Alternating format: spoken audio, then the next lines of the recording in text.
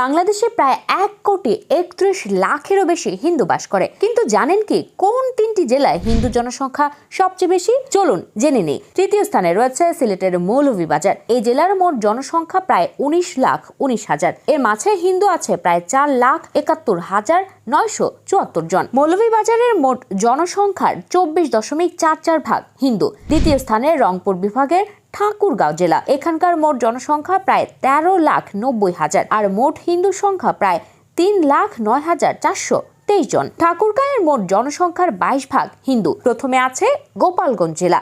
এখানকার মোট জনসংখ্যার প্রায় 11,72,415 জনের মধ্যে প্রায় 3,53,794 জন হিন্দু। গোপালগঞ্জের মোট জনসংখ্যার প্রায় 27% হিন্দু। গোপালগঞ্জ জেলা সারা দেশে হিন্দু জনসংখ্যার শীর্ষস্থানে রয়েছে। হিন্দুদের প্রধান উপাসনালয় মন্দির। বাংলাদেশে প্রায় 40,438টি মন্দির রয়েছে, অর্থাৎ প্রতি 305 জন সনাতন ধর্মাবলম্বীর জন্য রয়েছে একটি করে মন্দির। তবে পারিবারিক মন্দিরের সংখ্যা যুক্ত হলে মন্দিরের এই সংখ্যা লক্ষাধিক হবে। বাংলাদেশের জাতীয় মন্দির হলো ঢাকার ঢাকেশ্বরী মন্দির।